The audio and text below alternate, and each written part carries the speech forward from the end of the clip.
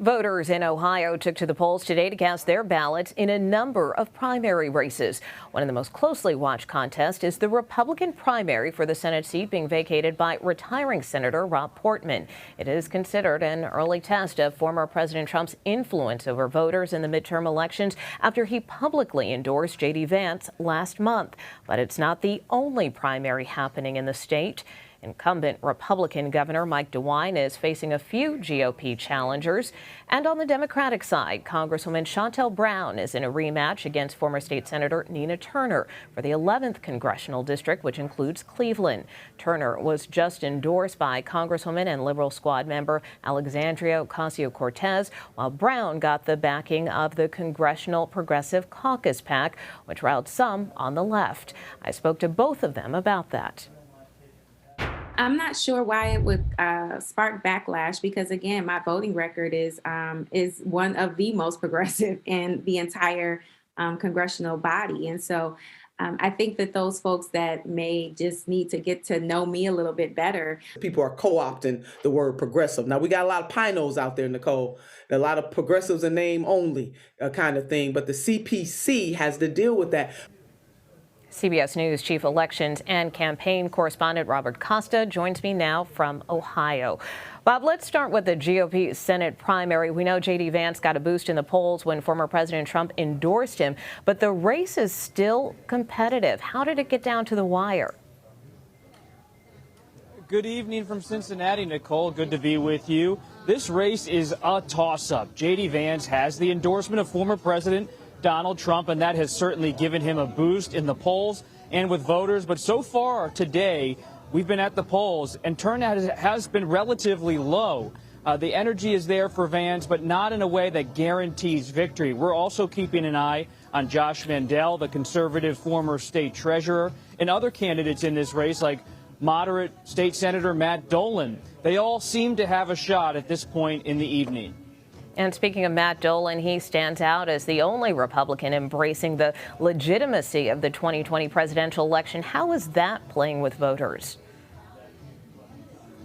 So far, some voters who like the retiring Senator Rob Portman, who like Governor Mike DeWine, kind of that traditional Republican coming out of Ohio, have rallied behind Matt Dolan. They see in him a fellow traveler, someone who's not part of that Trump wing of the Republican Party. But it should be noted that Dolan, while he does not endorse the former president's false claims of a stolen election, he has been very hearty in his support for Trump's positions on numerous issues: trade, the economy, taxes. So for a Trump voter who may not like the former president going on and on about 2020, Dolan provides an alternative. And in a low turnout election, he could have a shot. But again, Vance has been on the trail in recent days. We saw him with Senator Josh Hawley of Missouri, Donald Trump Jr., and other Trump allies who have been out there saying, while many people are claiming to be the Trump favorite in this race, he is the official Trump favorite. Well, of course, there's also the gubernatorial primary. Incumbent Governor Mike DeWine has been slammed for his COVID-19 restrictions. Give us a snapshot of that race. Nicole, he has been slammed, but his conservative challenger, a Trump ally and former Congressman Jim Renacci, has not gotten traction in this race. At this point, most Ohio Republican experts and analysts expect Governor DeWine to have a pretty good shot at winning re-election, to win the nomination again for another term. And that shows you that while Trump is very popular among Republicans in Ohio, he's won this state before, Trumpism does not carry over into every race. Mike DeWine, the incumbent governor, has a lot of support going back decades in Ohio, a very well-known name. And as I mentioned earlier, on the Democratic side is a House race between incumbent freshman Congresswoman Shontel Brown and challenger Nina Turner. Both have backing from national figures. How does this contest illustrate the Democratic Party's struggles nationally? In a state like Ohio, Democrats are looking in the Senate race for someone like Tim Ryan, the congressman and a Biden-type Democrat, to be their nominee, though he does also have a progressive challenger in his Senate primary. And this House primary is yet again indicative of the tensions inside of the Democratic Party that play out in presidential races. Is this party going to go in the Bernie Sanders direction, or is it going to go in the Joe Biden, Jim Clyburn direction, that more centrist Democratic message? I just read it quickly. And of course, bringing things back here to Washington and this region. I know you recently sat down with the Republican governor of Maryland, Larry Hogan, to speak about the future of the Republican Party and former President Donald Trump. Let me play some of that conversation. Should he run? I don't think he should. No, I think it'd be better for the party if we moved on and looked towards the future rather than, going back and repeating. The definition of insanity is doing the same thing over and over again and expecting a different result. It was a terrible 4 years for the Republican Party.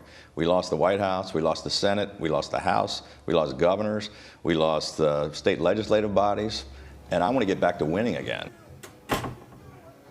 So what else did the governor say in that interview? Well, the scene here, if you want to be anywhere in national politics tonight, I would argue you should be in Ohio. This is the key Senate race. So many House races also of note, as we've discussed. But Larry Hogan, the Maryland governor, is out tonight, Tuesday night, at the Reagan Library in Simi Valley, California, making a speech declaring himself someone who's going to bring the Republican Party back to its Reagan-type roots, a traditional conservative message. He believes he has a lane should he decide to run in 2024 for the Republican presidential nomination. But sitting down with him in Annapolis in recent days, it's clear that that lane could be crowded.